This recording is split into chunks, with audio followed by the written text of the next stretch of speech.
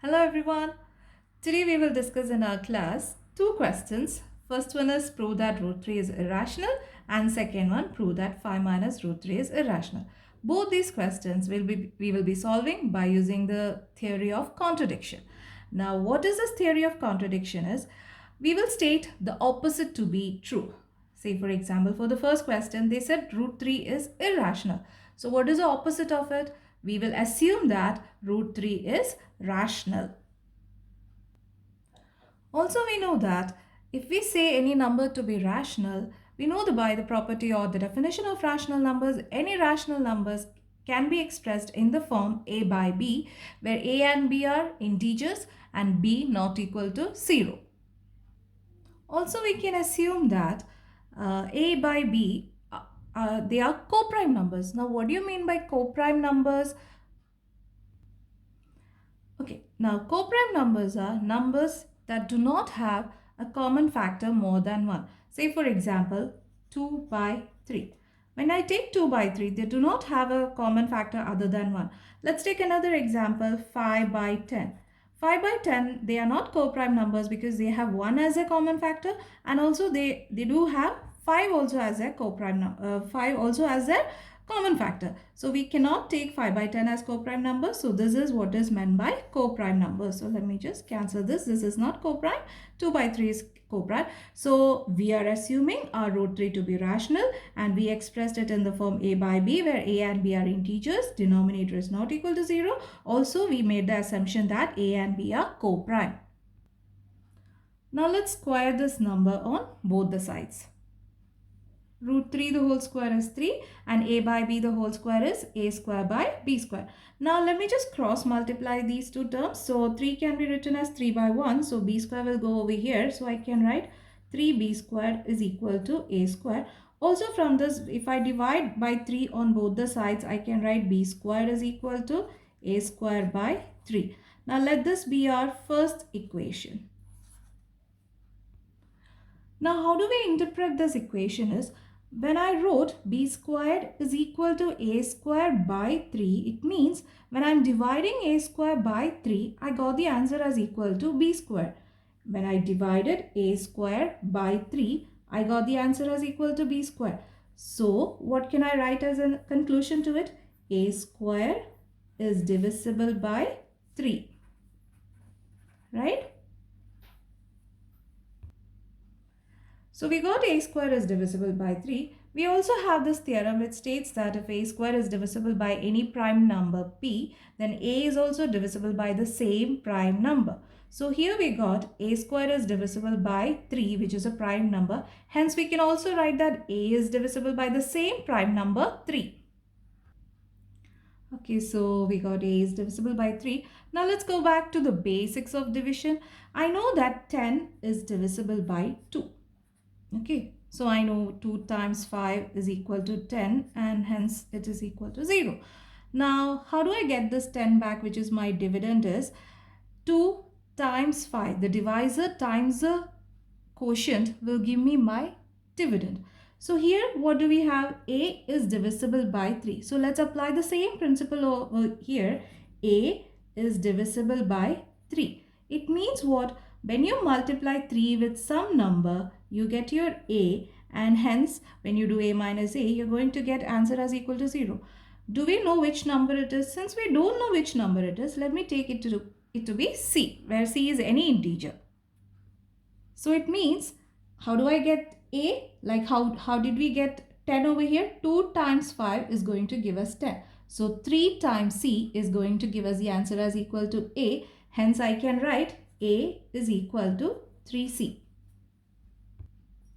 So now I got a value of a which is equal to 3c. Let me put it back in the first equation. So we substituted a equal to 3c in our first equation. So wherever I had a, I replaced it with 3c. Now I can square 3c, the whole square is nothing but 9c square divided by 3. So that is going to give me 3 and 9 gets cancelled. So that will give me 3c square. So I got b square is equal to 3c square. Now since b square is equal to 3c square, I can divide both the sides by 3. So b squared by 3 is equal to c squared. Now what conclusion can we make from this step? When you divide b squared by 3, you get the answer as equal to c squared. So you're basically dividing b square by 3 and that gives you an answer as equal to c square. So it means b squared is divisible by 3. If b square is divisible by 3, we already discussed in the theorem, if b square is divisible by any prime number, then b is also divisible by the same prime number. So if b square is divisible by 3, we can say that b is also divisible by 3. So we got b is divisible by 3. Now let's go back and have a look at the entire question. I got b is divisible by 3. I also got a is divisible by 3.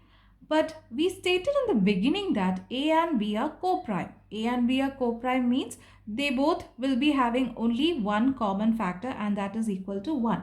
But we got another factor of a as equal to 3 and another factor of b as equal to 3.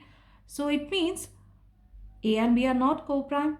So what made our answer wrong? Because we had a wrong assumption. So the assumption that root 3 is rational was a wrong assumption. That is why we ended up getting wrong answers to it. So if root 3 is rational is a wrong assumption, then what is the right assumption?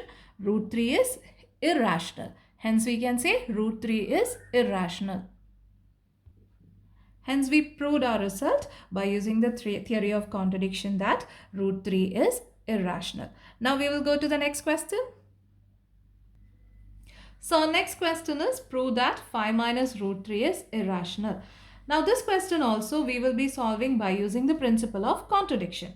So if they say 5 minus root 3 is irrational, we will assume that by the principle of contradiction 5 minus root 3 is rational. So if 5 minus root 3 is rational, we know by the definition of rational numbers that it could be expressed in the form a by b, where a and b are integers and b not equal to 0. So since we said 5 minus root 3 is rational, we wrote it as 5 minus root 3 equal to a by b, where a and b are integers and b not equal to 0. Also, we can assume that a and b are co-prime numbers. That is, they do not have any other common factor other than 1. So we assume that a and b are co-prime. Now let's rearrange these terms. I'm taking a by b to this side and minus root 3 to the other side. So I can write this as 5 minus a by b. Why minus a by b? Because positive a by b, when it comes to this side, it becomes minus a by b is equal to minus root 3. I took it to the other side. So hence it becomes positive root 3. Okay. Now let me take LCM of this term, or let me just simplify this term. So 5 can be written as 5 by 1 and then cross multiply 5b minus a divided by b is equal to root 3. Now this term is rational and this term is irrational. We already proved it to be irrational in the previous question. Now how is this one rational? Let me give you an example. When I'm doing 3 minus 4 by 5. 3 is an integer, 4 is an integer, 5 is also an integer. Now let me simplify. See, this is the same like the previous step. Okay. So now let me cross multiply them. So 15, 3 times 5 is 15, minus 4 divided by 5. So 11 by 5. So I took an integer, I subtracted it from another integer divided by another integer, and I got the answer as a rational number.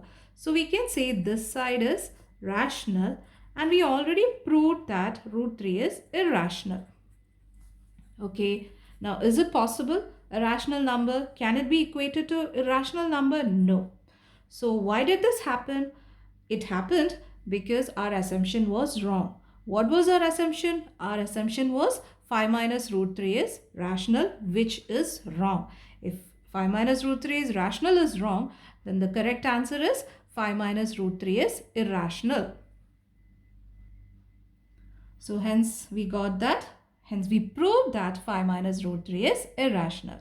So hope these two questions are clear. If you have any doubts or if you need any clarification, please do drop me a message in the comments box. Thank you.